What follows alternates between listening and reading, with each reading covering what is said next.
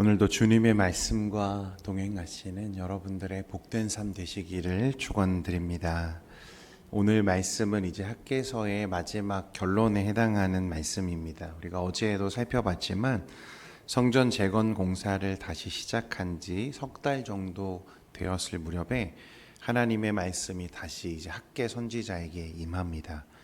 하나님은 두 가지의 율법의 의미를 담은 질문을 통해서 당시 이스라엘 백성들이 얼마나 거짓되고 헛된 마음을 품고 있었는지를 드러내셨습니다. 하나님은 거룩한 고기와 시체의 비유를 드시면서 너희의 겉모습이 성전을 짓고 있다고 해서, 너희가 성전을 지었다고 해서 너희 삶이 자동으로 거룩해지는 것이 아니라 그렇게 말씀하셨어요.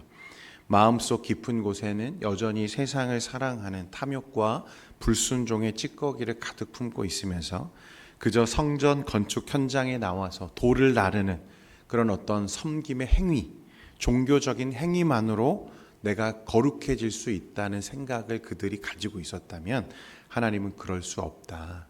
거룩은 그런 식으로 전염되는 게 아니다. 이렇게 말씀하고 계시는 거죠. 그러면서 지난 15년 동안 그들의 삶이 재앙이 임하고 흉년이 들어서 고단했던 이유는 단순히 성전, 이 건물을 짓지 않아서가 아니라 그들의 마음이 하나님께로 온전히 돌이켜지지 않았기 때문이다. 이렇게 말씀하시는 거예요.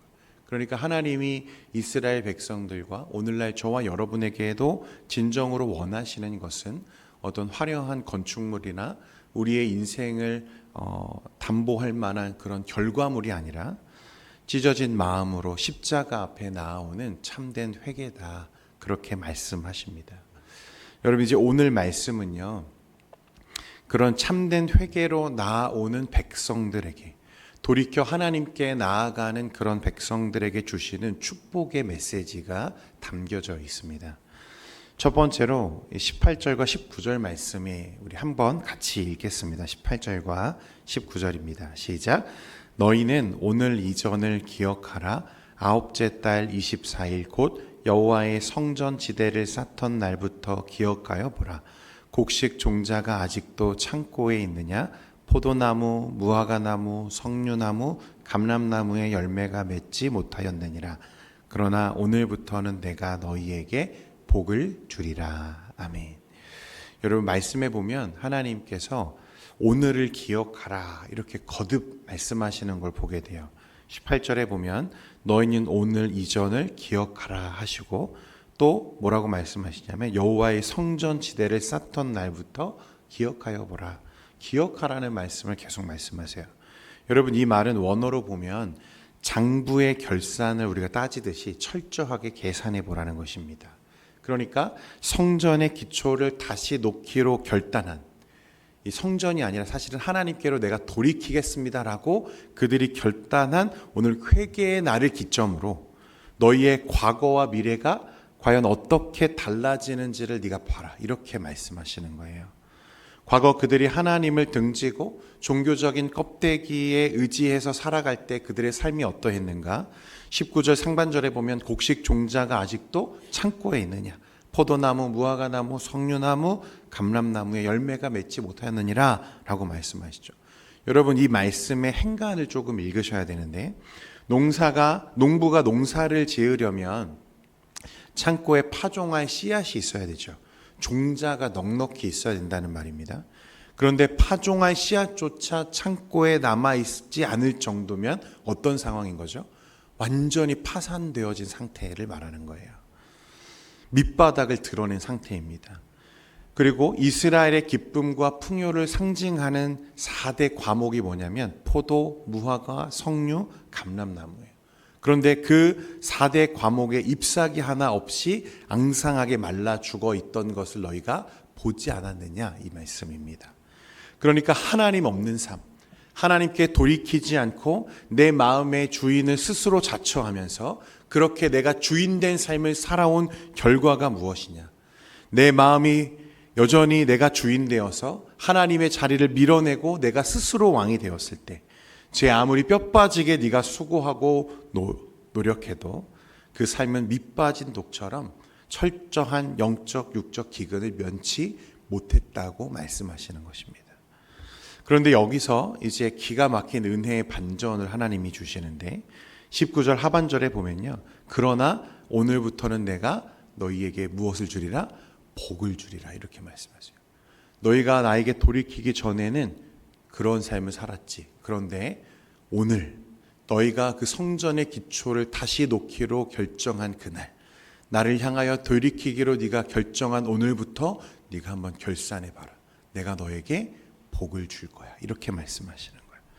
여러분, 지금 성전이 다 건축된 상태가 아니었어요. 창고에 무언가 그것을 기대할 만한 어떤 것이 있는 것은 아닙니다.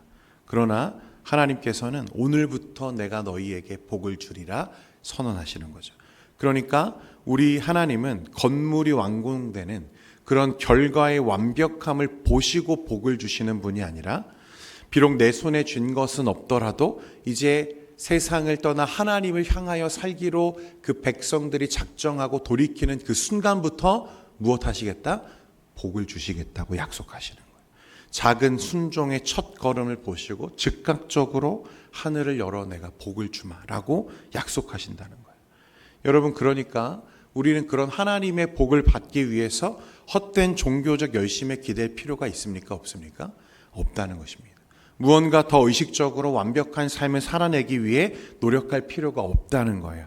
하나님은 너희가 돌이켜서 나를 향하여 사는 순간부터 내가 하늘을 열어서 너에게 복을 주리라고 약속하시는 거예요.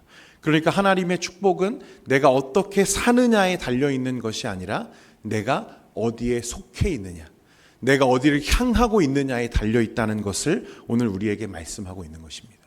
그러니까 제발 헛된 종교적 껍데기에 너희가 의지하지 말고 나를 향하여 살라고 하나님께서 오늘 말씀하고 계시는 거예요.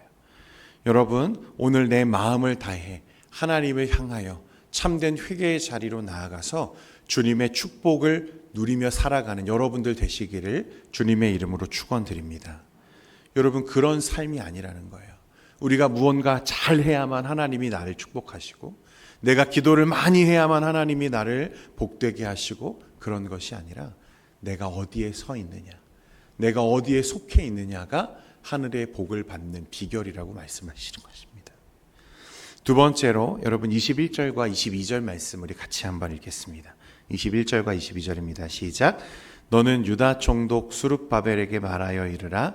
내가 하늘과 땅을 진동시킬 것이요 여러 왕국들의 보좌를 엎을 것이요 여러 나라의 세력을 멸할 것이요 그 병거들과 그 탄자를 엎드러뜨리리니 말과 그의 동료의 칼에 엎드러지리라. 아멘. 이어서 하나님께서 학개를 통해서 유다 총독 수룹바벨에게 이르라 하시면서 하시는 말씀이 내가 하늘과 땅을 진동시킬 것이다 이렇게 말씀하십니다. 또 여러 왕국들의 보좌를 엎을 것이고 여러 나라의 세력을 멸하시겠다고 말씀하십니다. 여러분, 당시 이 유다 백성들이 처한 상황, 이 현실을 보면 정치적으로 군사적으로 보면 그들은 이 거대한 이 페르시아 제국의 밑에 있는 지도상으로 보면 점 하나 정도밖에 되지 않는 초라한 병방의 식민지 백성이었어요. 페르시아의 다리오 왕은요, 당시 전 세계를 호령하던 절대 권력자였습니다. 22절에 등장하는 또 병거와 말탄자, 고대 사회에서 생각해 보면 오늘날의 최첨단 무기를 말하는 거죠. 세상을 지배하는 거대한 권력과 어떤 압도적인 군사력들, 그 앞에서 유다 백성은 메뚜기보다 작은, 한없이 작아지고 두려워할 수밖에 없는 그런 작은 존재죠.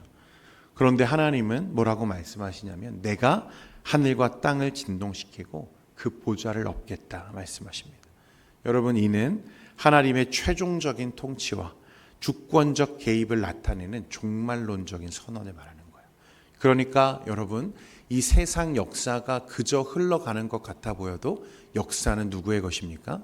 하나님의 것임을 말씀하고 계시는 거예요. 이 바벨론도 누구의 것이다? 내 것이다. 이 세상의 모든 권력도 내 것이다. 내 마음대로 되는 것이다. 이렇게 말씀하시는 거예요. 여러분, 그러니까 하나님의 나라를 살아가는 이 땅에 살아가는 하나님의 백성들은 세상의 권력이나 힘을 두려워할 필요가 있습니까? 없습니까? 없다는 거예요. 왜냐하면 그 세상의 역사를 주관하시는 최종적인 주권자인 하나님께서 저와 여러분의 하나님이시기 때문에 그렇습니다. 그분이 누구세요? 우리 아버지세요. 그러니까 이 세상을 우리가 두려워할 필요가 없다는 것입니다. 하나님 안에서 살아가는 성도의 정체성이 바로 이런 거예요. 우리는 세상을 두려워하는 자들이 아닙니다. 이 세상의 참된 역사의 주관자가 누구인지를 우리가 바라보기 시작하면 우리가 두려워할 것이 없다는 거예요. 세상의 권력이 아무리 철옹성 같아 보여도 우주 만물을 창조하신 하나님께서 그 손으로 한번 흔드시면 세상의 보좌와 병거들은 장난감처럼 없어지고 무너져 내린다고 말씀하시는 것입니다. 그러므로 성도 여러분, 이 세상을 두려워하지 마시기 바랍니다. 세상의 왕들이 역사를 주고 있는 것 같아 보이지만 그 왕들을 세우기도 하시고 패하기도 하시는 참된 역사의 주관자는 오직 만군의 여호와 하나님 한 분뿐이신 줄 믿으시기를 바랍니다. 지금 이스라엘 백성들이 돌아올 때 이 고레스의 칙령 때문에 이제 돌아오게 되잖아요. 그리고 그 이후에 이제 다리오 왕이 통치하고 있는데 이 모든 역사를 주관하신 분도 하나님이시죠. 절대로 무너지지 않을 것 같던 바벨론을 한 세기도 가기 전에 무너뜨리시고 페르시아 제국을 일으키시고 그를 통해서 이 고레스 칙령, 고레스 왕을 세우셔서 이 은혜를 흘려 보내시는 하나님의 역사를 우리가 성경을 통해 보게 되는 것입니다. 그러므로 여러분, 지금 오늘날 우리가 이 땅에 살아갈 때 세상이 흘러가는 모습들을 보면 저 권력들, 세상을 좌지우지하는 것 같은 권력들, 또 내 인생을 압도하는 것 같은 그런 힘들, 여러분 그런 것들을 의지하거나 또 추종하지 마시기 바랍니다. 그것은 영원한 것이 아니기 때문에 그래요. 마지막으로 23절에 보면요, 이렇게 말씀합니다. 너무 중요한 말씀인데 같이 읽겠습니다. 시작. 만군의 여호와가 말하노라. 스알디엘의 아들 내 종 스룹바벨아, 여호와가 말하노라.